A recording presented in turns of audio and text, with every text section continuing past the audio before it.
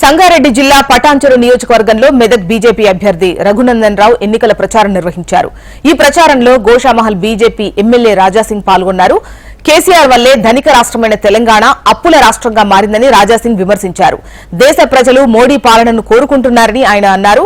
కాంగ్రెస్ కు దేశవ్యాప్తంగా 40 సీట్లు కూడా వచ్చే పరిస్థితి లేదని రఘునందన్ రావు విమర్శించారు. రేవంత్ రెడ్డి మోసపూరితమైన హామీలను ప్రజలు నమ్మరని మండిపడ్డారు.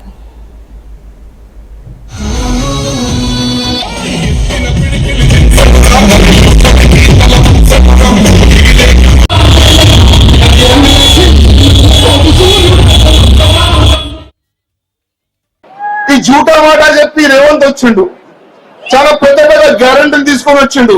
అరే గ్యారంటీలు అయితే తీసుకొని వచ్చిండు, డబ్బులు కూడా తీసుకొని వస్తారేమో అని అనుకున్నారు తెలంగాణ ప్రజలు.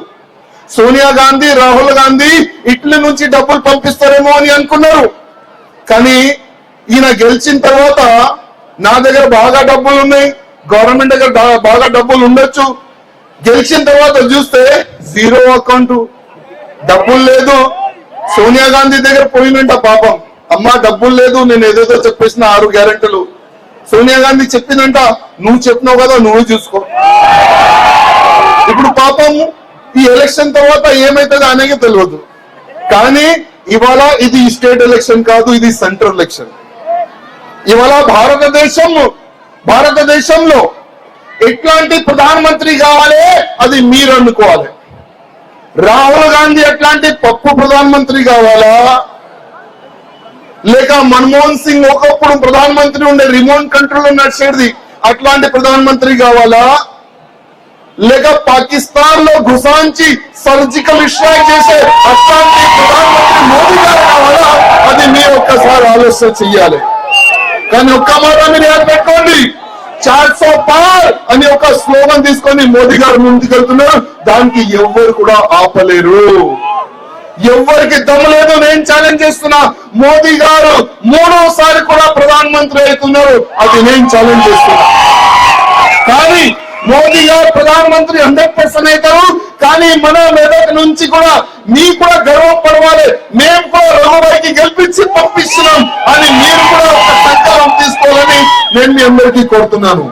అదేవిధంగా ఇవాళ బీఆర్ఎస్ కాంగ్రెస్ వాళ్ళు అంటారు మాకు అవకాశం ఇవ్వాలి, మీకు అవకాశం అంటే ఒకప్పుడు కాంగ్రెస్ వాళ్ళకి అవకాశం ఇస్తే ఇదే ఎంఐఎంకి అంటే ఇదే పాములకి పాల తాగిపించి ఇంత పెద్ద చేస్తారు మీరు.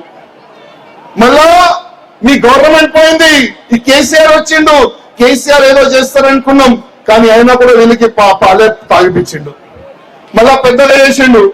మళ్ళా వీళ్ళు అంటే ఎంఐఎంలో ఒక అలవాట, గవర్నమెంట్ చేంజ్ అయితే అయ్యా చేంజ్ చేసుకుంటారు వీళ్ళు. అప్పుడు కేసీఆర్ కి అబ్బా అబ్బా అనుకున్నారు, ఇప్పుడు కేసీఆర్ పోయాడు, ఇప్పుడు రేవంత్ రెడ్డికి అబ్బా మీరేమా నాన్న అంటున్నారు వీళ్ళు.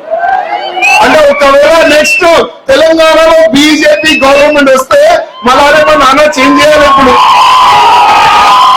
ఇప్పుడు మేము బీజేపీ వాళ్ళకి అబ్బా అన్నారే.